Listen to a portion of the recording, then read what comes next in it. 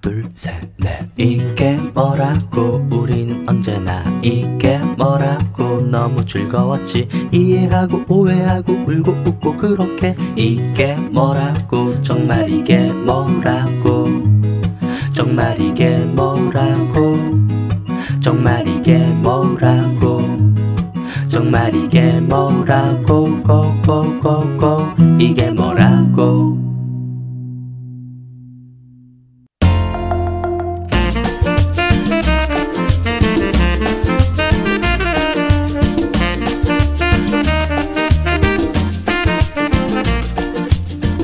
재미와 의미가 공존하는 생활의 별책 부록 책 이게 뭐라고. 안녕하세요. 남들이 궁금한 게 뭔지 궁금한 요조입니다. 안녕하세요. 책 이게 뭐라고 남들이 안 궁금한 게 궁금한 소설가 장강명입니다.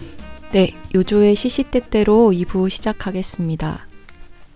오늘 소개해드릴 시는 박준 시인의 시집 우리가 함께 장마를 볼 수도 있겠습니다 라는 시집 가운데에서 마음 고개라는 시를 준비했습니다. 아, 그게 혹시 이번에 내신 시집인가요? 아, 네, 잘 듣겠습니다. 마음 고개. 당신 아버지의 젊은 날 모습이 지금의 나와 꼭 닮았다는 말을 들었다. 잔돌을 발로 차거나 비자나무 열매를 주워들며 답을 미루어도 숲길은 좀처럼 끝나지 않았다.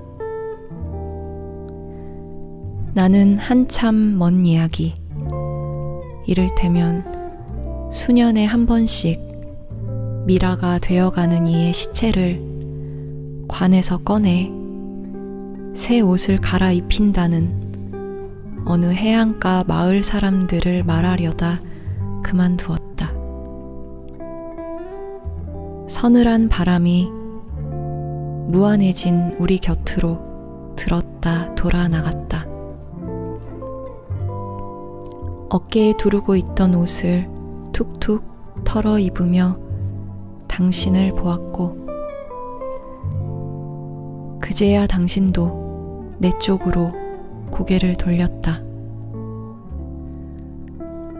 사람으로 맞이하지 않아도 좋았을 날들이 이어지고 있었다. 네, 저희가 지금 나라는 이상한 나라를 읽으면서 요 시를 접한 거잖아요. 그래서 저는 제목을 들을 때부터 마음 고개라는 게 마음이 내가 넘어야 되는 고개고 계속 뭐 박준 시인님 어떤 의도로 쓰셨는지 모르겠지만 그 당신을 내 안에 있는 다른 나라고 생각을 하면서 읽게 되네요. 내가 한참 그 사람이랑 같이 가는데도 그 당신은 나를 보지 않다가 뭐라고 어떻게 한순간에야 겨우 당신이 나를 보았고 이런 게 그렇습니다. 지금 이 말을 하는 제 아내도 지금 저를 안 쳐다보는 저의 하부 인격이 있을 것인데 네. 그리고 마주 보면 네.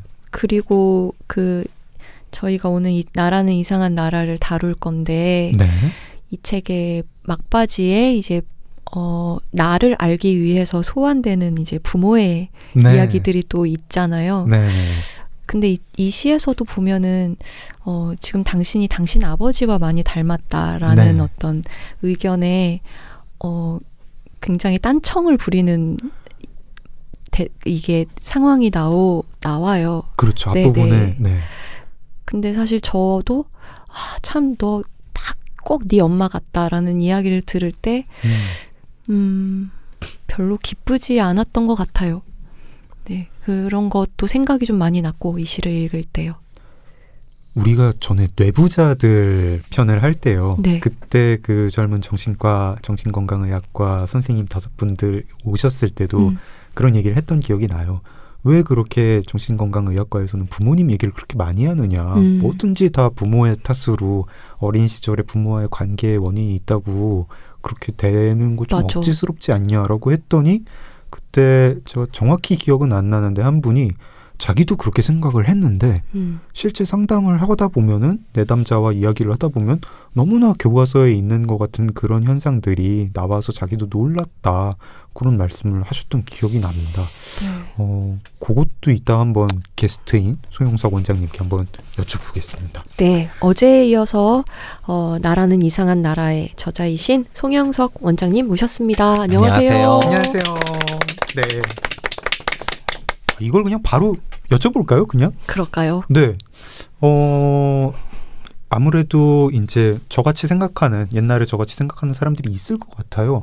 왜 그렇게 프로이트 이론으로 네? 다 설명을 하려고 하느냐? 왜 어릴 때 부모와의 관계 이런 걸로 설명을 하느냐? 또는 뭐 융에 대해서 아니 뭐든지 다 그렇게 의미심장한 맞아요. 상징으로 해석을 하면 세상에 의미심장하지 않은 일이 뭐가 있겠으며 이 좀 억지스러운 거 아니냐? 이런 혹시 그런 비판 같은 것들 저만 하는 건 아니죠? 예, 많이들 그런 비판도 나오고요. 네. 그리고 실제로 정신과 내부에서도 이제 옛날처럼 그 네. 프로이드 이론을 절대적으로 신봉하는 시대는 정말 갔어요. 네. 그런 시대는 이미 70년 전에 가버린 것 같고 네. 프로이드 이론을 조금씩 이제 바꾸거나 아니면 또 다른 이론들을 수정해서 쓰고 그렇게 하게 되고요. 네. 저 같은 경우도 정통적 정신분석 기법에는 그렇게 큰 관심이 없어요. 그냥 여기저기 잡지식을 걸어 모아서 대충 그럴싸하면 되지 정도로 저는 생각을 하는데 네. 아버지 어머니는 사실은 우리가 가진 어떻게 보면 거의 모든 거라고 봐도 영 이상한 얘기도 아니에요. 왜냐하면 그냥 유전자 자체가 저쪽 이쪽 반쪽 떼온 거라 일단 거기서 너무 닮을 수밖에 없고 조금 달라봐야 삼촌이나 할아버지 뭐 격세 유전반 거 그런 것들 좀 있고요. 네. 아버지 어머니의 존재가 우리 안에 어떻게 존재하는지를 정확하게 말하기가 참 힘든데 그 사람의 말과 언행 중에서 진짜 우리 아빠 엄마에 직접적으로 영향을 받는 것도 많지만 그냥 내가 생각하고 있는 남성적 여성적 원리의 어떤 대표상이기도 해요. 아빠 엄마가. 네.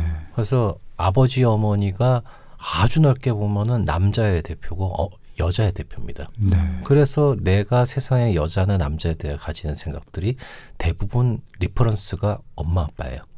조금 이제 다른 사람들이 이제 뭐 누나도 있고 여동생도 있고 뭐 오빠도 있긴 한데 그래봐야 대개는 아버지 어머니 정도입니다. 성장기에 좋은 아버지의 결핍 또는 좋은 어머니의 결핍이라는 게 예. 우리가 그냥 이렇게 단순하게 좀 불편했겠다라고 넘길 게 아니라 정말 그 사람의 어떤 세계를 이루는 데 있어서 세계를 이루는데 제가 뭐에 비유하냐면 네. 자기라는 집이 있다면은 그 집의 기둥과 그 바닥은 아버지 어머니 그리고 선조들이다라고 그래요. 그러면 왜 선조까지는 왜 나왔냐 그러면 왜 이런 분들 있잖아요. 내가 어디 김씨인데 말이야. 내가 어디 거기 쪽에 증손자인데 네. 아니면은 할아버지 할머니가 너는 우리 집안 13대 손 뭐 누구다. 그러면 그게 별거 아닌 것 같이 느껴지지만 사실 거기에 해당되는 사람은 굉장한 자부심으로 삽니다. 그렇죠. 네. 나도 모르게 내가 김유신 장군 손자 먼 손자야 뭐 이렇게 하면서 어릴 때 그걸로 살아가거든요. 그래서 자기 선조의 피가 계속해서 이렇게 이어져 온다는 것 자체가 일종의 반석 같은 거예요. 이 종교적으로 해석할 수도 있는데 베드로처럼 그렇게 해석할 수도 있는 거고 기둥 같은 건 뭐냐면 아버지 어머니가 나를 정말 잘 키워주면은 나라는 사람이 갈등과 결핍에 대해서 너무 처절하게 느끼지 않거나 네. 아니면 갈등과 결핍을 그때그때 조금씩 희석해가면서 해결할 수 있도록 교육을 받아준 거예요. 그래서 사실은 내가 세상을 사는 거의 기본 틀을 만들어줬죠. 근데 그걸 본인은 잘 모릅니다. 항상 그걸로 내가 다 살아가고 있는데 생각해 보시면은 우리가 18살 때까지 나에 대해서 이래라 저래라는 사람이 누가 있습니까? 그렇죠. 아빠 엄마 외에는 아무도 없어요. 어떤 사회적 억압의 구체적인 게 뭔가 드러남이 바로 또 부모이기도 하죠. 그렇죠. 모델이기도 그래서 그분밖에 없어서 사실은 그분들이 거의 다 내 성격에 대해서 호응해주고 반응해줬다고 생각하시면 돼요. 그럼 그게 사람이 성장하는 때 한 10대 중반까지면 거의 기본 성격은 형성됐다고 봐야 되거든요. 그 다음부터는 이제 그걸 기본으로 해가지고 조금씩 변형해가면서 하는 거죠. 저희가 박준시님의 시를 읽고 궁금한 거를 먼저 여쭤봤고요. 이제 다시 어제에 이어서 읽던 책 앞부분으로 돌아오겠습니다. 네. 방어 기제, 공격 기제가 나왔는데요. 저희가 어제는 이제 나를 들여다보는 게 얼마나 중요한 것인가, 또 나를 들여다보는 어떤 실천적 매뉴얼, 실천적 요령 이런 거를 얘기를 했고 약간 조금 아카데믹하게 들어갔습니다. 네. 들어갔고 말씀하신 거 중에서도 설명해 주신 거 중에서도 뭐 자기가 분명히 우울하다고 생각하는 사람이 우울하지 않다고 얘기하는 아니요 안 우울한데요? 이것도 방어 기제 중에 하나겠네요. 부정이겠네요. 네. 방어 기제 이게 내부자들 팟캐스트 에피소드에서도 네, 이야기를 네, 했고 네. 뭐 그래서 아주 낯설진 않은데 또 읽다 보니까 이것도 방어 기제야 싶은 것도 있었습니다. 유머가 방어 기제입니까, 원장님? 예, 유머든 사실은 공격적으로 쓰는 사람들도 많은데 네. 그 어떻게 보면 자기 마음을 갖다 확인하는데 그 방어를 하기 위해서 유머를 쓰는 사람들은 굉장히 많잖아요. 예를 들어서 야, 너 저기 너 너무 못생겼다라고 했을 때 그때 하하하 내가 좀 못생겼지 하면서 이렇게 막 웃으면서 대충 농담으로 넘기는 사람들 있잖아요. 네. 그렇죠. 굉장히 진지하게 이쪽은 못생겼다고 했는데 그걸 갖다가 마치 농담 아무것도 아닌 이야기로 변화시키면서 그 순간을 모면하잖아요. 그래서 네. 유머는 굉장히 고차원적인 발달된 어떤 방어 기제로 봐요. 그러니까 나쁜 건 아닌데 왜 저기 제가 개그맨들 분들하고 이렇게 만나보면서 얘기하다 보면 이분들은 개그를 굉장히 공격적으로 사용하시더라고요. 상대를 이제 놀려 먹거나 망신을 주는 데 그러니까 그런 식으로요. 그분들도 그렇게 이야기하는데 현재 모임에서 내 개그가 제일 세야 되고 이 개그보다 약하면 거기서 지는 거라는 의식이 있어서 서로 독한 개그를 계속 날린다고 그러더라고요. 그래서 맞아. 굉장히 웃기는 웃긴데 웃고 나면 어쩐지 기운 빠지고 얘기를 하나도 못한 듯한 기분이 들 때가 있거든요. 그런 경우는 그런 경우는 이제 일종의 방어 기제라고 봐야 되겠죠. 아, 그렇군요. 또 하나 이것도 방어 기제인가 하면서 이거 내가 많이 쓰는 건데 했던 게 주지화였습니다. 이것도 방어 기제 중에 조금 못 들어봤는데 한번 좀 설명을 들을 수 있을까요? 이제 이런 분들이 있어요. 예, 우울증이십니다라고 이제 얘기를 하면 제가 이럴 때 우울하고 이럴 때 기운이 없습니다라고 얘기하는 게 아니라 그러니까 저는 지금 그 경도의 우울증에 해당하는 것입니까? 예, 그렇게 볼 수 있죠. 그러면은 불안장애로 치면 어느 불안장애 카테고리에 들어가는 건가요? 완전 정강력이다. 그래서 들어갈 수가 없네요. 하나 이렇게 이름을 지어주면 대단히 만족하면서 자기가 많이 좋아졌다고 생각을 하면서 이제 가시는 분이 있어요. 근데 사실은 좋아진 게 없죠. 네. 그래서 어떤 사실을 갖다 감정을 갖다 제거하고 그 사실의 이름이나 설명만 계속 나열을 하는 그런 기전을 얘기해요. 좀 찔려요. 이렇게 어릴 때보다 나이가 들면서 뭔가 저한테 습관이 된 것 같은데 제가 그러니까 뭐를 직면을 해야 되는데 그거를 계속 이제 좀 뭐 분석적 사고 비스무리하게 뭐 그런 거를 이제 훈련을 받았으니까 계속 분석을 하고 이게 이렇게라고 긴 서술을 들어놓은 다음에 라벨을 붙이고 마치 해결된 것처럼 넘어가고 다른 사람 앞에서 되게 나는 그거를 객관적으로 볼 줄 아는 사람이야라는 그런 포징을 하고 넘어가는 것 같아가지고 이것도 방어 기제구나 책 읽으면서 알았습니다. 그런데 이 방어 기제는 조금 그래도 우리에게 익숙한 개념이었는데 책에 공격 기제라는 개념이 또 등장하더라고요. 이 공격 기제는 무엇인가요? 이거는 사실 제가 만든 거라서 어디 이렇게 공책에 줄쳐가면서 이제 외울 게 아닌데 공격 기제가 실제로 저 외국에서 한 게 있더라고요. 스웨덴 거기서 소책자로 나온 게 있던데 거기는 뭐냐면 사회적 약자나 뭐 여성들이 주로 사용하는 그 상대방을 공격하는 방식이 있잖아요. 거기에서 연구를 한 건데 제 컨셉하고 아주 다른 얘기는 아니더라고요. 저는 이걸 왜 만들었냐면 사람들이 이 상대방을 방어하는 거 외에 다른 사람을 못 살게 굴거나 힘들게 만드는 경우가 참 많잖아요. 그러면서 은근히 그걸 자기 방어로 삼기도 하고 그런데 거기에 대해서 한번 생각을 해본 건데 다른 사람을 공격하는 것조차도 사실은 뭐냐면 다른 사람을 내 의도대로 조종하기 위한 거다라는 거죠. 사실 사람은 좀 고차원적인 동물이기 때문에 저 사람을 해치거나 하는 게 목표가 아니라 저 사람이 내 말 잘 들으면 사람은 그걸 더 원해요. 그래서 다른 사람을 컨트롤하고 싶고 싶어 하는데 그때 쓰는 방법들을 공격 기제라고 한 거죠. 그래서 제일 단순한 방법은 그 때리거나 아니면은 설득을 하거나 고함을 쳐가지고 상대방을 좋은 쪽으로 자기 의도대로 이제 그 설득하는 그런 것들 이제 직접적인 그 공격 기제라고 제가 했고 그 다음에 얘기하는 게 유혹하는 게 있습니다. 상대방의 나를 설득하고 싶어 하는 저 욕망을 이용하는 거예요. 그러면 이제 저기 뭐야 내가 매력적으로 보인다든가 아니면 저쪽이 지금 나한테 물건을 갖다 팔기를 원하면은 내가 사줄까 말까 그러면서 상대방을 조종할 수 있죠.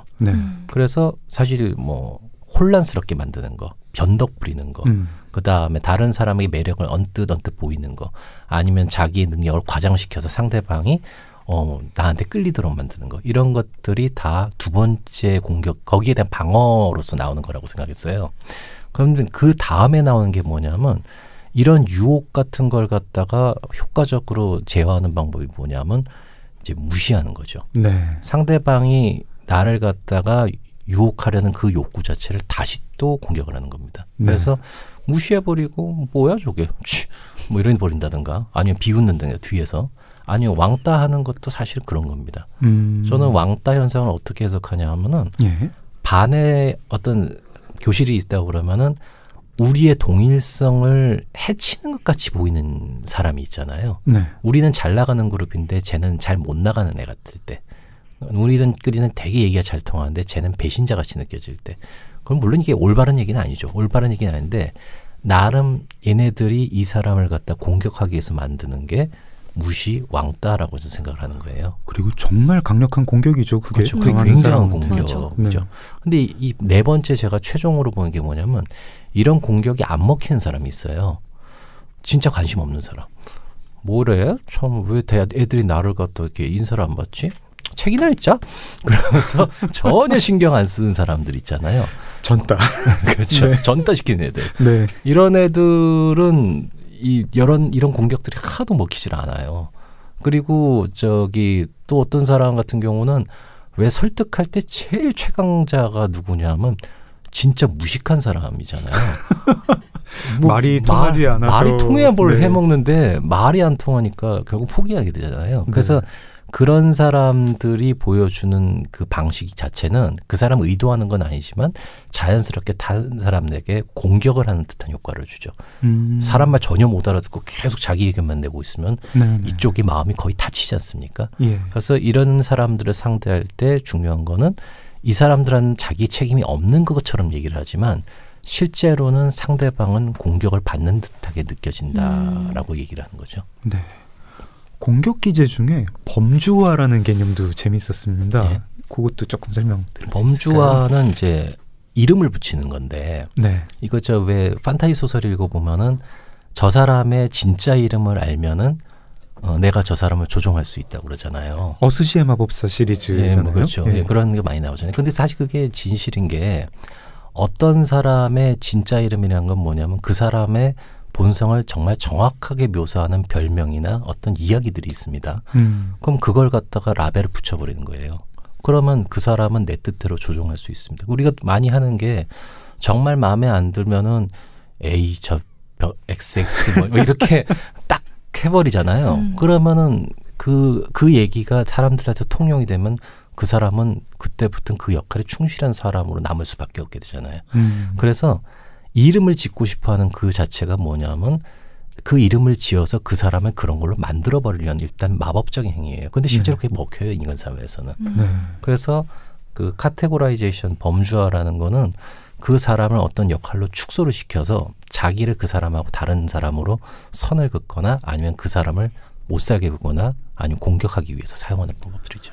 저희가 며칠 전이 아니라 몇 주 전에 김민섭 작가님의 훈의 시대를 다뤘는데 거기서 그 어떤 훈이라는 게 사회적으로 사람을 이렇게 범주화를 시키고 뭐 여성은 꽃봉오리고 뭐 어쩌고 뭐 자라나는 너희들은 뭐 어째야 되고 하는 식으로 이름을 붙이고 하는 게 그 심리적 메커니즘이 범주화 아닌가 그런 생각도 드네요. 네. 그리고 저는 방어 기제도 그랬지만 공격 기제의 개념들을 읽으면서 여기서 내가 사용하고 있는 기제는 무엇인가 그런 생각을 또 되게 많이 했는데 저는 그렇게 공격하고 싶은 마음이 들면 그렇게 막 조롱하고 싶은 거예요. 비웃고 싶고. 무시 비웃음을 쓰시는 거예요? 노력하고 있죠. 하지 않으려고 노력을 하고 있어요. 조롱이나 뭐 그런 거. 그게 노력하는 게 티나면은 되게 공격력이 떨어지잖아요. 네. 하등 노력 안 하고 그냥 자연스럽게 무시하고 있다. 응? 누구? 가만. 누구? 이거 처음 누구? 이거 계속 해야 되는데 이거 잘 그것도 계속, 네. 저기 장시 영감님 잘하시잖아요. 제가 좀 잘하죠. 네. 그리고 이게 자연스럽게 된 게 아니라 정말 노력의 결과예요. 누군지 아는데. 아니 진짜 저희가 녹음하기 전에 시간이 좀 남아서 막 얘기를 하는데 장 작가님이 무슨 얘기를 해주셔서 듣는 것만으로도 제가 막 발끈해가지고 그러면 그거 가만히 있으면 안 되고 좀 빈정빈정 해야 되죠. 그랬더니 바로 아예 무시로 그렇게 해주는 게 훨씬 더 고차원적인 공격이다. 약간 이런 얘기 해주셨는데 자연스러운 무시가 얼마나 그 속으로 뼈를 깎는 고통이 필요한지 모릅니다.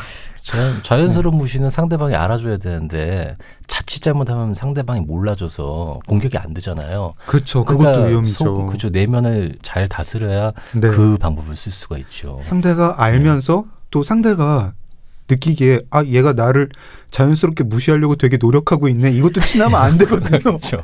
그 정말 이렇게 섬세한 연기력이 섬세한 정말 델리케이트한 연기가 필요합니다. 그거를 되게 잘 하시는 것 같고 근데 저는 이제 이게 좀 얕아가지고 기본적으로 좀 기분이 나빠 그러면은 바로 조롱이나 비웃음이나 빈정거림으로 공격하고 싶어하는 버튼이 있는 것 같아요.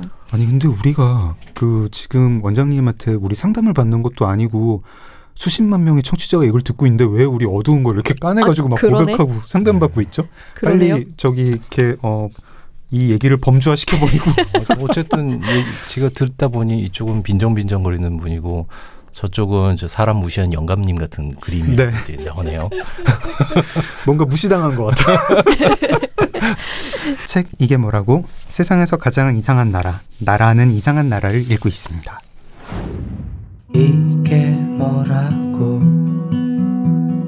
이게 뭐라고 얼마나 많은 생각과 고민을 나눴는지 이게 뭐라고 이게 뭐라고 이게 뭐라고 얼마나 많은 얘기와 시간을 나눴는지 이게 뭐라고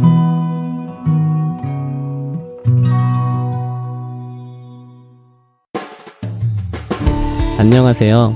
나는 지방대 시간 강사다. 대리사회를 쓴 김민섭입니다. 착한 딸, 어진 어머니, 남들보다 2배 더 열심히. 아직도 이런 구시대적인 훈들이 우리 주변에서 쓰이고 있습니다. 새로운 시대는 이 익숙한 언어들을 바꾸는 데서부터 시작합니다. 훈. 우리를 지배해온 낡은 언어들. 당신의 훈은 무엇인가요? 훈의 시대가 여러분을 찾아갑니다. 김민섭 작가의 신간 훈의 시대. 지금 서점에서 만나보세요.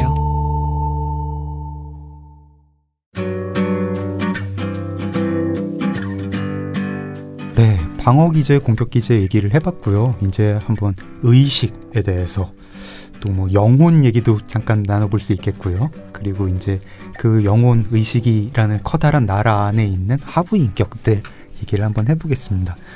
저 이 의식 얘기 나올 때마다 그 각종 뭐 뇌과학 책이나 이런 거에 실험 사례로 나오는 게 뭐 좌뇌랑 우뇌가 분리된 환자들의 경우에 야, 사람이 저렇게 뻔히 자기를 그렇게 기만할 수가 있나, 너무나 손쉽게 기만하는 그런 모습을 보여주는 실험 같은 것들이 있잖아요.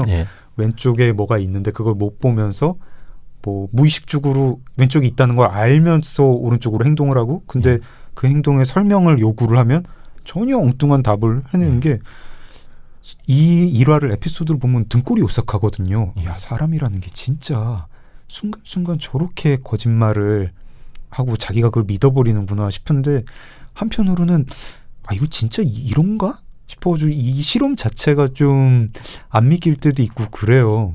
선생님, 혹시 원장님 이런 환자를 직접 보신 적이 있으신가요? 그런 신경학적인 어떤 손상을 입은 분들은 네. 이제 병원에 저희 정신과 이제 지역병원은 잘 안 오시니까 대학병원에 이제 주로 가게 되는데 사실 그런 것까지 볼 필요가 없는 게 예. 자기한테 조금이라도 불리한 얘기를 할 때가 되면 거짓말을 거의 한 80-90%는 해요. 80-90%요? 예. 사실은 이 저희 직업, 의사 직업은 형사, 경찰하고 그렇게 다르지 않아요. 형사나 경찰분들이 사람 말 잘 안 믿으시잖아요. 네. 그냥 맞을 수도 있겠지. 약간 그런 느낌으로 듣거든요. 근데 저희도 마찬가지예요. 그래서 그 사람들한테도 얘기합니다. 내가 당신 말을 다 믿을 거라고 생각하지 마라. 솔직히 나 미안한데 난 중립을 지켜야 되기 때문에 한 반신반의 정도 해준다. 근데 당신이 나한테 굉장히 설득력 있게 얘기해 주면 내가 아마 좀 더 당신한테 신뢰를 더 가질 수 있을 거다라고 정도만 해줘요. 근데 그 80-90%의 이제 거짓말을 하는 환자, 내담자는 자기가 거짓말을 하고 있다는 걸 모르는 겁니까? 전혀 모르죠. 어제 얘기한 것처럼 자기를 파악하는데 그 부분 마치 셀피 찍은 것처럼 네. 그 조각조각으로 자신을 재구성해요. 그래서 제가 영화에 많이 비유 들거든요. 당신이 자기가 했던 일을 얘기해 주는데 나한테는 어떻게 보이냐면 영화 필름도 아니고 사진을 갖다 계속 이렇게 나열한 다음에 네. 갑자기 그 클라이맥스가 갑자기 딱 등장한 다음에 갑자기 평화가 왔어요 하고 끝나는 느낌이다. 이게 무슨 영화야. 당신 같으면 이런 영화 보면서 영화 참 좋습니다 하겠습니까? 그러면은 본인도 아니라고 그러거든요. 좀 더 기승전결이 있어야 되고 스토리가 자연스럽게 이어져야 된다. 그래서 저는 좀 뭐라 그러냐면 거짓말을 좀 해도 진짜 거짓말, 센 거짓말 좀 해도 좋으니까 좀 부드럽게 이어지고 그럴싸한 얘기를 해주면 내가 믿겠다라고까지도 얘기해요. 설득력 있게 해달라. 그러니까 거짓말이다 아니다가 중요하다기보다는 그 기승전결이나 논리가 전혀 맞지 않는 게 많아요. 그런데 본인은 그걸 믿죠. 이거를 그런 정보를 통합하는 것, 일관성 있게 통합하는 것, 그것이 의식이다. 요런 설명도 있더라고요. 예. 의식 자체가 그 뇌를 갖다 통합하는 과정이라는 얘기도 있는데 네. 실제로 뭐 우리가 마취를 하거나 그렇게 되면은 그게 이제 이런 해석이 있더라고요. 실제로 우리 몸에서 감각하고 신경 전달되는 건 다 있는데 그런데 뇌에서 통합이 안 되죠. 그러니까 나한테 오는 전기 신호를 해석할 수도 없고 그것이 고통이라고 느끼지도 않고 다 파편화되기 때문에 못 느끼는 거예요. 무섭다. 그러니까 사실은 고통이 뭐 이렇게 촉수 마취를 하면 촉수에서 끝나는 게 아니라 이렇게 뇌까지도 사실은 오는데 통합이 안 돼가지고. 근데 그거는 생각해 보시면은 고통이라는 건 신경 전달일 뿐이잖아요. 내가 신경이 절단됐을 때 전기 신호가 강하게 오는 것뿐이지 그걸 고통이라고 해석하는 건 내 뇌거든요. 그러니까 사실은 내 뇌가 그걸 고통이라고 해석하지 못하면은 사실 저희는 통증을 느끼지 않아요. 그러니까 뇌에서 그게 통증이라고 안 느끼면 아무것도 아닌 거예요, 사실은. 그냥 신경이 잘렸을 뿐이죠. 이렇게 말해도 좀 무섭네요. 네, 무섭습니다. 아니 은근히 좀 무서운 거 좋아하시나 봐. 아니 그 책에도 우리는 진짜 사실은 왜 그런 농담이 책에 있었잖아요. 귀신이 지금 되게 많은데 우리가 지금 뇌에 속아가지고 그 귀신을 보지 못하면서 그 기운이 좀 이상하네? 약간 이렇게 하는 것일 수도 있다. 이 정보가 들어왔지만 꼭 그 좌뇌우뇌 분리된 환자처럼 눈에 뻔히 보이면서도 우리가 그것만 내 시각 정보에 통합을 할 때 빼먹어가지고 못 보는 것이다. 이럴 그러니까 수 뭐 있다. 진짜 누가 압니까? 지금 제 앞에서 귀신이 제 얼굴 빤히 보고 있는데 왜 이렇게 머리 아프지? 이상한데? 근데 제 눈에는 실제로 뇌는 이 앞에서 이렇게 막 있는 게 보이는 거죠. 그런데 뇌는 해석을 못하니까 그냥 머리가 아픈 것 같아라고 생각하고 있을 수도 있지 않겠느냐. 근데 유조님은 오늘 왜 계속 그 아기를 업고 계세요? 안 보이시나? 저 왜 이래요? 너무 좋아하시는 것 같은데. 반응 좋은데요, 뭐. 되게 좋은데요. 이런 저의 이런 충동적인 장난도 제 안에 있는 하부 인격 때문일 거예요. 하부 인격 얘기를 해보겠습니다. 이게 얘기가 재밌는 게 딱 영화 인사이드 아웃 생각나더라고요. 책에서도 인사이드 아웃으로 설명을 해주셨고. 진짜 그 영화 진짜 좋았어요. 인사이드 아웃이 또 요조님이 되게 좋아하시는 영화죠. 네, 진짜 좋아하는 영화. 하부 인격이 뭐가 있다고요? 추방자, 관리자, 소방관? 예. 그리고 네. 또 이 추방자, 관리자, 소방관을 관찰하는 자, 관찰자라고 해야 될까요? 요거 좀 설명 좀 부탁드리겠습니다. 예, 이거는 그 내부 가족 시스템 치료라는 그 이미 만들어져 있는 치료 기법인데요. 네. 그 추방자는 뭐냐면은 일단은 내 마음에서 뭔가 좀 추방되어 있는 사람 인격들인데 되게 어릴 때 상처받은 인격들이라고 합니다. 그래서 분노에 차 있거나 아니면 결핍이 돼서 항상 불안해하거나 초조하거나 그런 인격들이라고 하고, 관리자는 프로이드식으로 얘기하면 초자, 이렇게 너 그러지 마, 너 까불지 마, 말 공부해, 하지 마 하는 그런 인격이라고 하고요. 네. 그다음에 소방관이라는 인격이 이 치료에서 좀 재미있는 개념인데, 추방자가 자극을 받아가지고 막 분노하기 직전이 되면은 이 소방관은 일단 급한 불을 꺼버리는 겁니다. 그래서 야 마셔, 야 빨리 퍼먹어, 야 자 신경 쓰지 마. 그래서 그 인격이 그럴싸한데 그러면서 그냥 그 분노를 안 드러내고 편하지 편안하게, 않게 해주는. 예. 근데 이제 제 문제는 안에 소방관이 정말 많아요. 세요. 걸핏하면 한잔 해 그냥. 그렇죠. 네. 빨리 저기 백팩에다 빨리 넣어. 막 근데 어떤 문제가 있습니까? 이런. 예. 근데 이제 문제는 추방자 인격이 그럴 때마다 나쁜 버릇으로 자꾸 달래주게 되잖아요. 그러니까 이 사람이 술을 많이 먹거나 폭식을 하거나 문제 해결을 안 하고 잠수를 타버리거나 이런 방식으로 세상을 살기 쉬워지거든요.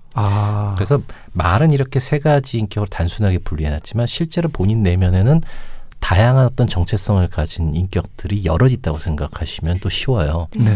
그래서 이게 지금 있구나라고 계속 그 관찰을 하고 있는 동안 뭐가 탄생을 하냐면 그 바로 관찰하고 있는 이 녀석이 또 탄생을 합니다. 그렇죠. 그래서 관찰하는 자가 이제 탄생이 되는데, 제가 그럼 얘를 뭐라고 그러냐면 그 자아들을 약간 위에서 지켜보는 자아라고 그래요. 그래서 얘네들 움직인 게 다 눈에 들어오고 쟤가 저렇게 해서 얘가 또 이렇게 하는구나 라는 이제 생각이 드는 거죠. 그래서 이 관찰하는 자아를 진짜 자아라고 부릅니다.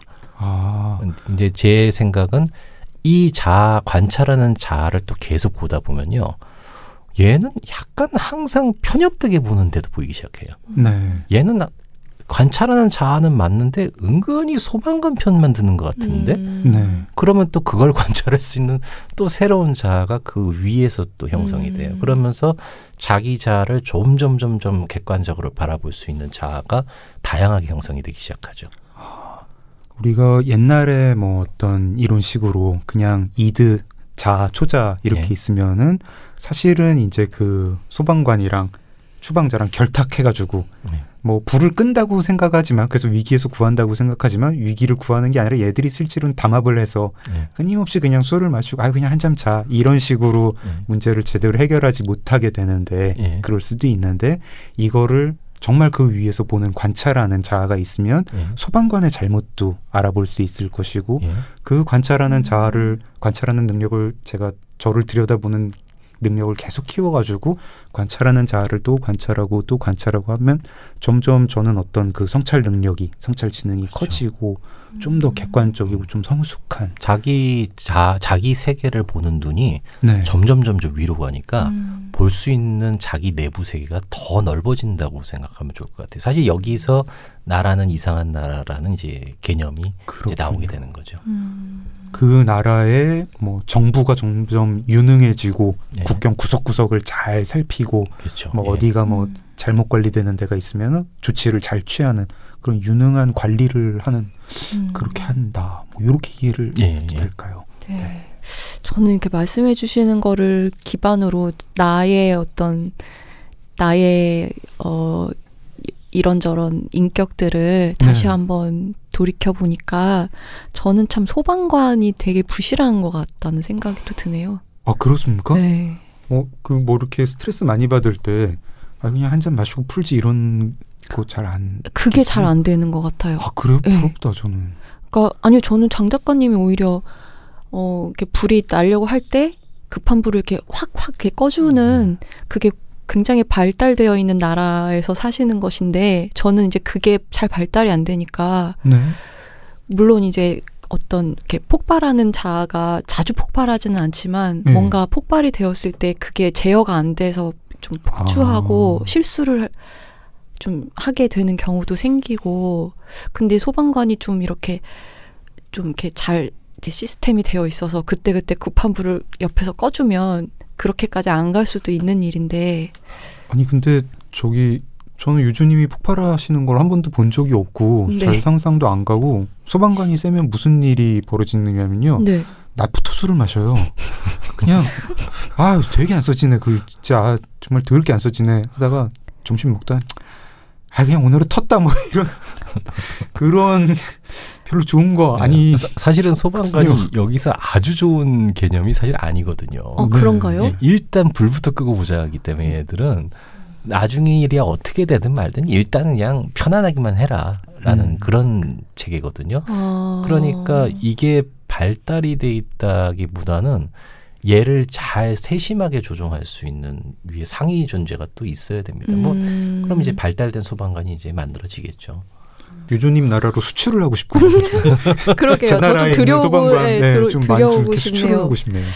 그래서 이제 뭐 이렇게 좀 더 체계화되고 성숙한 나라가 되기 위해서 네. 이렇게 정말 앞서 우리가 나눴던 것처럼 뭐 자기에게 끊임없이 귀찮게 왜라고 질문도 하고 네. 그리고 또 책에 등장했던 것 중에 아주 제 눈길을 끌었었던 게 혼잣말에 대한 부분이었거든요. 그래서 제가 이제 여러분 혼잣말 많이 하냐 이런 얘기도 질문 던졌던 적이 있는데 혼잣말 하는 것도 좀 유용한 스킬에 들 수 있는 그게 건가요? 혼잣말 가끔씩 이렇게 툭 튀어나올 때 그냥 자기가 한 말이라고 별 의미를 안 붙이잖아요. 근데 잘 생각해 보시면 이거 누가 한 말이지 하고 곰곰이 생각해 보면 좀 이상할 때가 많습니다. 그게 자기가 한 말 같지 않을 때가 되게 많아요. 무슨 뜻인가요? 너는 인생 왜 이렇게 사니? 라든가 아니면은 못해 먹겠다 뭐 이런 얘기들 할 때 있잖아요. 그럼 이게 약간 자기 말투도 아니에요. 그거 평소에 자기 잘 쓰는 말투 아니죠. 갑자기 사투리 나옵니다. 맞아요. 네. 그럼 이거 누구냐 이거죠. 그렇게 말하면 또 무섭나? 무서워요. 그리고 우리 할머니 때 생각해보면 우리 할머니 고스톱 칠 때 그렇게 혼잣말 많이 하셨는데. 뭐라고요? 노래도 부르고 뭐. 그러니까 지금 선생님 말씀하시는 거 들으니까 갑자기 생각났어. 그 할머님은 자기 내면의 사람들이 다 같이 나와서 이제 즐겁게 노는 거로 비유하면 파티한다고 생각하시면 좀 쉬울 것 같아요. 저는 이거를 좀 제일 명확하게 느꼈던 게 아이슬란드에 혼자서 한 달 정도 있었던 적이 있는데 차를 몰고 다니는데 너무 외로우니까 제가 저한테 말을 걸고 있더라고요. 근데 거기 갔던 사람들이 대부분 그런 얘기를 해요. 자기 혼자 중얼중얼 그러면서 말을 안 하면 너무 심심하고 외로워서 이제 그렇게 되는데 평소 같으면 도저히 대화의 결론이 가지 않을 것 같은 데까지 저 혼자 대화를 계속하면서 대화의 결론까지 가는 거예요.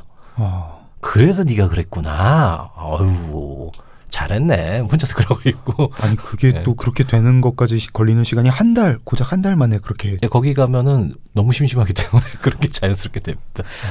그런데요. 저 같은 경우는 혼잣말을 하는 게 너무 쑥스럽고 잘 안 되더라고요. 근데 장 작가님 같은 경우는 점점 혼잣말을 많이 하게 되신다고, 특히 부정적으로. 제가 아까 그래가지고 원장님 말씀 들으면서 좀 뜨끔했는데 저는 어릴 때는 혼잣말 별로 안 했거든요. 근데 한 30대 중반? 그러니까 한 10년 전쯤부터 혼잣말을 중얼중얼 하게 됐어요. 근데 주로 부정적인 얘기를 합니다. 자, 한심해. 뭐 이런 말을 되게 많이 하는데요. 약간 욕을 할 때도 있고. 정말 제 안에 어떤 하부 인격이 그 순간에 무슨 충동으로 그런 제 혀를 그때 이렇게 장악을 해가지고 하는지 모르겠어요. 근데 그냥 되게 실제적으로 곤란한 게 좀 있어요. 남들 앞에서 혼잣말을 할 때 누구 앞에서 진짜 한심하다 그러면 정말 되게 위험한데 이게 특히 이렇게 목욕탕 같은 데 가가지고 목욕탕에서 하세요? 네, 목욕탕에서 해요. 뭐 머리 감거나 뭐 이럴 때 보통 옆에 있는 사람 잘 의식 못하게 되잖아요. 머리 감다가 한심하다 한심해 그랬어요. 예. 나만 이런 건가? 예. 어제 타이밍이 좀 이상한데요? 왜 머리를 감다 그러지? 근데 되게 왜냐하면 작가분이시라 아마 머릿속에서 무슨 스토리나 뭐 이런 거 설정 계속 하실 것 같은데 저는 안 하신지도 모르지만 이게 진짜 부끄러운데요. 사실은 그런 거라기보다 그냥 흔히 이불킥이라고 하는 상황을 낮에도 많이 겪고 있는 때가 같습니다. 일주일 전, 뭐 1년 전, 뭐 몇 년 전 상황 생각하면서 그때 왜 그랬지? 진짜 한심하다 한심해. 뭐 이런 거. 예. 좀 이상한 건가요? 사실 자기 내면에 아까 말한 관리자에 가까운 인간이잖아요. 네. 내가 너무 바보 같은 행동을 했는데 그냥 넘어가기에는 괘씸해서 가만히 둘 수가 없으니까 네. 그 관리자가 한심하다 한심해 했을 때 그때 쾌감이 있습니다. 그리고 내가 왜 우울증 있는 사람이 자학하는 것도 사실 그런 거예요. 다른 사람한테 욕을 할 수가 없으니까 그 속에 있는 분노를 갖다 돌릴 데가 없으니까 자기 신한테 하는 거예요. 너 같은 거 죽어버리는 게 낫겠어. 넌 진짜 쓸데없는 인간이야. 이런 얘기를 하면 그 순간 잠깐 쾌감이 오거든요. 그래서 사실 그걸 반복하고 있는 겁니다. 근데 문제는 잠깐 쾌감이 오지 조금만 지나가면 다시 또 우울감이 또 찾아오죠. 자기가 안 지시니까. 저 진짜 이거를 그런 말을 하는 것까지는 알았지만 그 말을 왜 하는지 그리고 그 말을 한 다음에 얻는 쾌감, 그 기분 좋아짐에 대해서 저는 여태까지 스스로를 관찰을 못했던 것 같아요. 원장님 말씀을 듣고 나니까 그런 게 보이고 그 말씀이 맞거든요. 저의 이제 관리자라는 하부 인격이 그 순간 그런 말을 한 것 같고 그리고 이제 그 말을 하고 나서 직후에 분명히 잠깐 기분이 좋았던 것 같은데 뭐 거기에 중독이 되어 있었다고 해야 될까? 이거를 알게 되니까 제가 관찰을 비록 이제 원장님의 도움을 받았지만 그걸 알아가지고 그런 저 자신을 관리자라는 하부인격을 보게 되니까 조금 나아진 것 같고 혼잣말이 좀 줄어들지 않을까? 이런 생각도 좀 하게 됩니다. 그런데 책에서는 자화자찬을 민망해하지 말고 해줄 필요가 있다라고 하니까 계속 그렇게 한심하다 한심해 뉘앙스가 아니라 잘하고 있어 잘했어 너는 오늘 멋진 놈이야 이렇게 해주는 혼잣말은 저는 권장을 하는데 그게 이제 좀 섬세해야 돼요. 예를 들어서 난 역시 잘났어. 이게 자기가 말하고도 진짜 민망할 때가 있거든요. 그건 왜냐면 거짓말이어서 그래요. 그래서 잘났다고 하면 안 되고 나는 이런 거는 잘하잖아. 그렇지. 내가 이건 못하는데 이거는 그래도 잘하지. 이거는 진심이기 때문에 약간 씁쓸하지만 끄떡끄떡하게 됩니다. 그런 말을 계속해서 찾아내야 돼요. 이게 사실은 이렇게 제가 조언하는 말들을 너무 도식적으로 이해를 하면은 그냥 시키는 대로 해야지. 좀 자화자찬하면 되는 거 아닌가 이렇게 돼버리는데 그거보다는 자화자찬을 또 테마로 잡아가지고 과연 내가 진심으로 감동받을 수 있는 말이 무엇일까 자꾸 찾아나가야 돼요. 마치 남한테 하는 것처럼. 선생님, 근데 그거를 그냥 생각으로만 하면 안 돼요? 생각으로 하면은 입으로 내지 않고 그냥 생각으로 너는 이런 건 참 그래도 너는 제법 하잖아? 라고 그냥 생각으로만 하면 안 돼요? 괜찮죠. 목소리로 제가 좀 해봤거든요. 책 보고 나서 저한테 많이 유명하세요? 예? 자꾸 내가 혹시 야나두라는 광고 아세요?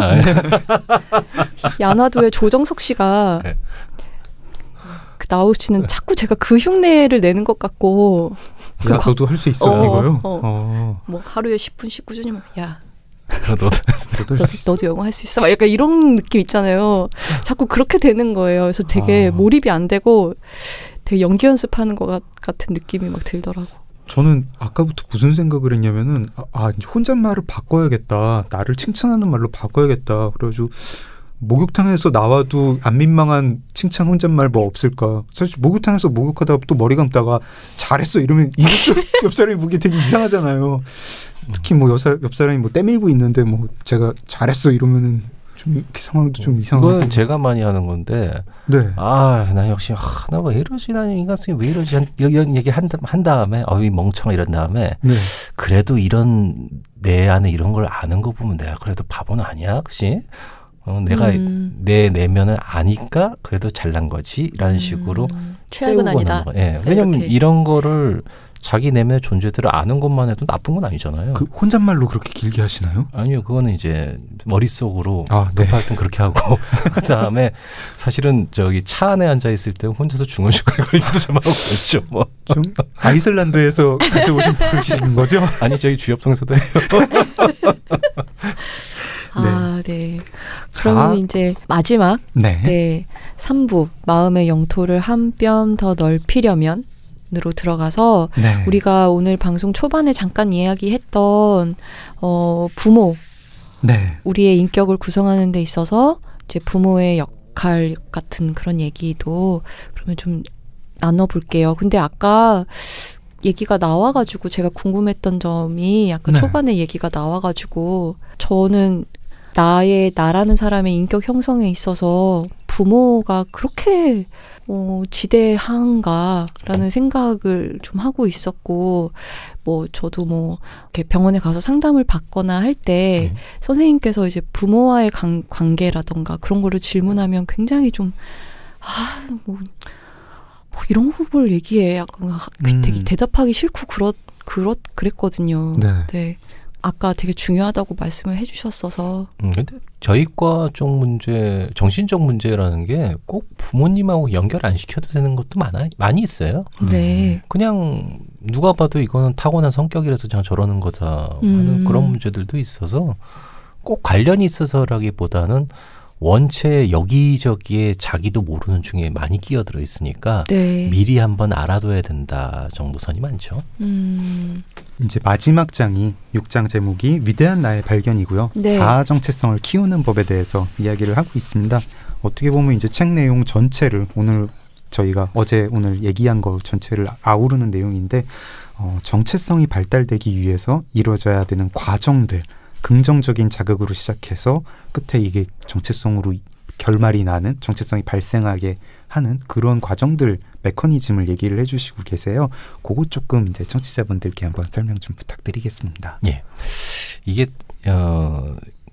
방금 이걸 좀 종합을 하자면은 네. 자기 내면에 이제 여러 가지 인격체들이 이제 살고 있잖아요. 네. 근데 왜 우리가 저기 다중인격장애 영화 보시면은 그 중에서는 미성숙한 인격들도 있고 네. 그래서 막 애기가 나와가지고 말도 잘못하고 옹알옹알한 애도 있고 그러다 갑자기 굉장히 남자한테 섹시한 여자로 변해가지고 막 좀 이상하게 쓸데없는 유혹을 하기도 하고 네. 그 다음에 막 거친 말을 하기도 하고 이러잖아요. 네.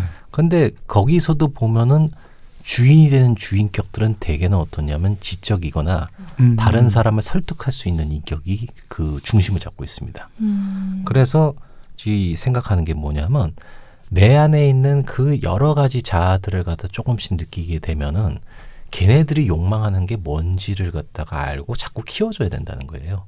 그래서 자기 안에서 뭔가를 갈구하는 여러 가지 존재들이 정확하게 형태를 이루고 자기가 원하는 바를 정확하게 얘기할 수 있는 사람으로 돼 있으면 네. 그럼 내 내면은 어떻게 되는 거냐면 막 철부지 애들이 막 바글바글 거리고 있는 그런 게 아니고 네. 제법 최하 연령 20대 그다음에 70대도 있고 그다음에 되게 성숙하고 올바른 사람들이 앉아가지고 자기 주장을 내고 있는 그런 사람으로 될 거 아닙니까? 네. 그래서 가장 원래 정체성이라고 할 때 아까 제가 자기의 욕망이 무엇인지 정확하게 아는 것부터 시작한다고 그랬는데 네. 그걸 점차 정확하게 하다 보면은 그 안에 여러 가지 인격들이 모두 정체성을 분명하게 하게 돼요. 그러면 그 자기 내부의 이 나라라는 건 사실 제가 사람이라고 그랬습니다만 집이나 동물이나 거기에 있는 숲이나 이런 것들이 점점 더 분명하게 자기 안에서 이미지를 잡기 시작하죠. 그러면은 자기 내부의 세계가 훨씬 더 넓게 보이기 시작하고 훨씬 더 발전적으로 움직일 수 있다고 얘기하는 거예요, 저는요. 아까는 정부의 비유를 했었는데 마치 무슨 어떤 부서를 이끄는 리더 같은 생각도 들어요. 네. 나라는 이제 관찰하는 어떤 리더격인 자아가 있고 그 부서 팀원들이 막 일 안 하고 땡깡 부리고 하는 팀원들 또 각자 이 부서 안에서 맡은 일도 다르고 하고 싶은 일도 다른데 그거를 뭐 무슨 뭐 강제로 막 믹서기에 갈아 넣듯이 하나로 통합하는 게 아니라 그 팀원들을 다 하나하나 욕망을 풀어주면서 그 팀원들을 뭐랄까 교육을 시킨다 할까 수준을 하나하나 높여가지고 이 팀 전체가 굉장히 뭐 수준을 높인다고 그렇게 볼 수 있는 거죠.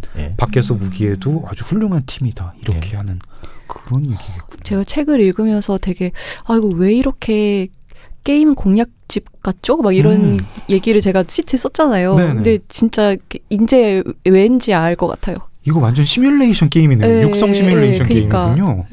이게 제가 정신과 교수님과 하지연 선생님한테 한번 얘기한 적이 있는데 선생님은 학자시고 작가시지만 저는 그냥 오덕이잖아요. 제가 그런 적이 있는데 제가 사실은 머릿속 돌아가는 회로는 게임하는 사람이나 만화에 가까워요. 그러니까 책을 써도 제 책들이랑 대부분 굉장히 비주얼한 거에 치중을 하고 그 만화처럼 대화하는 거에 치중을 합니다. 그리고 항상 결론이 만화 같은 결론을 끝나도록 돼 있어요. 제가 보면 알죠. 혹시 뭐 이렇게 육성 시뮬레이션 게임 뭐 좀 하셨나요? 뭐 프린세스 메이커 뭐 안 했어요. 저도 그 프린세스 메이커란 게임은 처음 들어보네요. 뭐 해봐야 공주가 만들어지지도 않는다고 그래서. 네. 이렇게 스스로 자기 자신을 들여다보고 또 자기라는 나라를 잘 관리하고 키우는 방법에 대해서 들었는데 일단은 뭐 이 책을 읽고 그거를 뭐 따라 할 수 있는 요령들이 많으니까 따라하는 게 좋겠는데 또 어떤 경우에는 병원에 가서 전문의를 만나는 게 더 좋은 상황도 있을 것 같아요. 네. 그런 경우를 좀 청취자분들께 좀 조언을 해주시면 어떨까요? 그 병원 정신과 병원은요. 네. 정말 정말 문턱을 낮게 생각해 주시면 좋겠는 게 지금 우리나라 사람들 화 많이 났다는 얘기를 제가 한 10년 넘도록 하고 있는 것 같은데 이제는 정말 좀 주체가 안 될 정도로 가고 있잖아요. 그래서 이 약을 먹으면은 다 지금 분노를 다 잡을 수는 없는데 약을 먹으면 지금 당장 짜증나고 화나는 거에 한 2주 한 달이어도 거의 50%는 줄여놓을 수 있어요. 50%나요? 예. 적어도 50%는 제가 확신 드릴 수 있습니다. 그거 굉장히 낮게 친 거예요. 사실은 더 할 수 있거든요. 그래서 내가 자꾸 사회에서 갈등이 나거나 짜증이 나거나 뭐 이것 때문에 계속 문제가 생기다 우울증까지 안 가도 그렇습니다. 우울증 돼서 오면 사실은 조금 치료하기 오히려 어렵다고 볼 수도 있어요. 대개 우울증의 기초는 짜증부터 시작하거든요. 그래서 그 수준에서 벌써 치료를 시작하면은 미래에 올 1년, 2년 뒤에 올 우울증이나 갈등이 미리 봉합되고 있다고 생각하시면 돼요. 이걸 정말 10년이 넘도록 평생 이 얘기를 하고 사는데 우리나라는 앞으로 한 10년은 더 있어야 이게 될까? 뭐 이런 생각이 들 때가 많아요. 그리고 만약에 이런 식으로 자기 자신에 대해서 좀 더 깊게 파고들고 그러고 싶다 그러면 그건 이제 옵션이 많이 있습니다. 상담을 1시간 정도 하고 있는 심리상담소를 찾아가셔도 되고요. 병원도 이걸 해주시는 분이 있고 안 해주시는 분들이 있어요. 제가 보기엔 병원의 반은 이 상담 치료에 큰 관심은 없어요. 그러니까 약 주고 그다음 이 사람 문제를 빨리 의사답게 내과 의사처럼 정확하게 딱 정리해 주는 데까지만 관심 있는 분들이 있고 그다음에 저나 어떤 한 반 정도는 어떠냐면은 그 사람이 의지가 있고 그 사람이 저한테 궁금하게 생각하면 대답하고 같이 얘기를 해요. 근데 그 사람이 별로 이렇게 흥미 없어하는 것 같으면 저도 안 하죠. 그래서 한 반반 정도의 좀 차이가 있다. 조금 알아보고 가거나 처음 가서 왜 상담 안 해줘요? 빨리 약만 달란 말이에요. 뭐 이런 식에만 안 해주시면 참 감사하겠습니다. 나라는 이상한 나라 책도 읽고 병원이나 심리상담소 찾아가는 것도 어렵지 않게 여기시고 그게 정답이겠군요. 예전에 권일용 경감님 나와주셨을 적에 그때 이제 사람들의 범죄 심리를 이제 공부하고 분석하고 하시지만 정작 자신들의 마음은 이제 기댈 곳이 좀 부족하다 이런 말씀을 해주셨던 기억이 나요. 근데 이제 사람들의 마음을 이제 들여다보고 또 치유해 주시는 우리 송 선생님 같은 경우에도 크게 다르지 않을 것 같다는 생각이 드는데. 그러게요. 네, 그러니까 본인의 마음의 어떤 힘듦은 어떻게 해소를 하시는지. 제가 한 10년 동안 했던 게 제가 왜 이것저것 많이 하냐고 이제 그러셨는데 사실은 그게 다 제 마음을 달래기 위해서 하는 행동이었거든요. 그런데 제일 최근까지도 제가 제일 좋다고 생각했던 게 아무도 없는 데서 여행하고 드라이브하는 게 저를 치유하는 게 가장 좋다고 생각을 했는데 그거는 시간에 따라서 계속 바뀌는 것 같아요. 정말 여행하면 난 너 분명히 좋을 거라고 믿었던 게 10년 전인데 5년 전에 여행을 하고 나서 제가 꿈을 꿨는데 제가 해골이 막 굴러다니는 사막을 유리 집 안에서 복고 있더라고요. 네. 그러니까 저한테는 어땠냐면 그 여행이 너무 가혹했던 거예요. 너무 힘들게 느껴졌던. 내가 이 여행이 벌써 나한테 굉장히 부담으로 왔구나라고 느꼈고 이건 제가 어저께 꾼 꿈인데 제가 어릴 때 살던 집에 갔는데 저희 집 벽이 무너져 있고 저 나란 이상한 나라에 나온 거랑 똑같아요. 네네. 굉장히 화려한 사원이 있었어요. 네. 태국이나 이런 데처럼. 그래서 사람들이 막 오가고 있고 불이 반짝반짝합니다. 그러면서 제가 살았던 그 집이 있는 쪽 고개를 딱 돌렸는데 사원인데 불이 다 꺼졌어요. 어두컴컴해요. 예. 그리고 저 멀리에는 여기 살던 사람들이 따로 사는 집이 보이는데 다들 좋은 자리에서 굉장히 집값 좋게 해가지고 살고 있다는 그런 얘기들이 들려요. 근데 그걸 꾸고 난 다음에 제가 느낀 게 뭐냐면 화려한 사원이라는 건 제 정신세계가 이렇게 책이나 이런 걸로 다른 사람의 관심도 받고 의견도 소통하면서 화려함은 갖췄는데 네. 그리고 저기서 뭐 집값 좋은 데서 잘 살고 있다는 건 제가 경제적이나 이런 것도 나쁘지만은 않다는 걸 의미하는 것 같은데 정작 중앙에 있어야 될 제 진짜 사원이 불이 꺼져버린 거죠. 그래서 제가 지금 많이 지쳤구나. 내가 여기서 길이 좀 막혀 있구나라고 많이 느껴요. 새로운 길을 가야겠구나. 공부를 해볼까? 공부 안 되는데 여행 또 지겨워.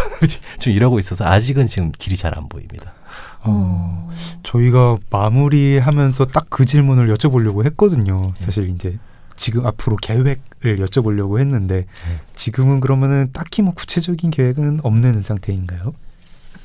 여러 가지 시도해 보려고 해요. 예, 여러 가지를 저도 모르니까 무엇이 저를 좋게 해줄지 아직은 모르니까 혹시 아나요? 뭐 갑자기 뭐 조각에 관심을 가질지 갑자기 어디 뭐 더 험한 나라로 갔더니 더 좋아졌다 그럴 수도 있고 제가 모르는 미지의 세계니까 그래서 제가 제 책에도 내가 아는 대로 되면은 오히려 재미없는 세상이 되는데 네. 내가 아는 것 이상에서 일이 벌어지니까 더 흥미로운 세상이라고 얘기를 했던 거죠.